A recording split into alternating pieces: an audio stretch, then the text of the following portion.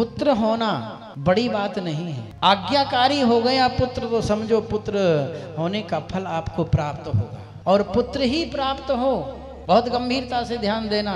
बेटा प्राप्त ना हो, लड़का प्राप्त ना हो, पुत्र प्राप्त हो या सुत प्राप्त हो या फिर तनय प्राप्त हो। 5 नाम हैं एक ही, तनय, सुत, पुत्र, बेटा और लड़का। 5 नाम हो गए ना। अगर तनय प्राप्त हो गया ना तो समझो कि बहुत दुर्लभ होता है तनय। इस बात को स्पष्ट किया है भगवान श्री राघवेंद्र सरकार ने माँ कैकेयी से निवेदन किया था कि माँ तनय मात पितु पोषण हारा, दुर्लभ जननी सकल संसारा।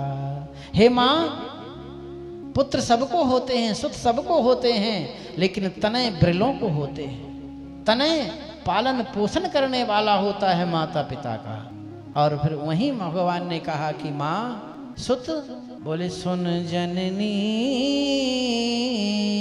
सोई सुत बड़ भागी, जो पितु मात बचन अनुरागी। हे माँ, तनय तो दुर्लभों को किसी को प्राप्त होता है, लेकिन सुत जिसके यहाँ हो जाए वह भी बड़भागी होते हैं। जो माता पिता की आज्ञा में चलता है उसका नाम सुत है, और जो माता पिता का पालन पोषण करता है उसका नाम तनय है। तो बोले पुत्र कौन है? तो बोले माँ एक नरक होता है। हमारे 28 प्रकार के नरक हैं, आपको शायद कल बताएंगे हम। 28 नरकों के नाम लेंगे। उनमें एक नरक है पुन्नाम, जिसके यहाँ पुत्र पैदा होता है उसको उस नरक से बच जाता है, उसमें नहीं जाना पड़ता। पुन्नाम नरकः त्रायते पुत्राः, उस नरक से जो उद्धार करता है उसका नाम पुत्र होता है। और फिर बेटा कौन है और लड़का कौन है? तो बोले लड़ने वाला है लड़का है, और बांटने वाला बेटा है ना। ये मेरा है, ये मेरा है।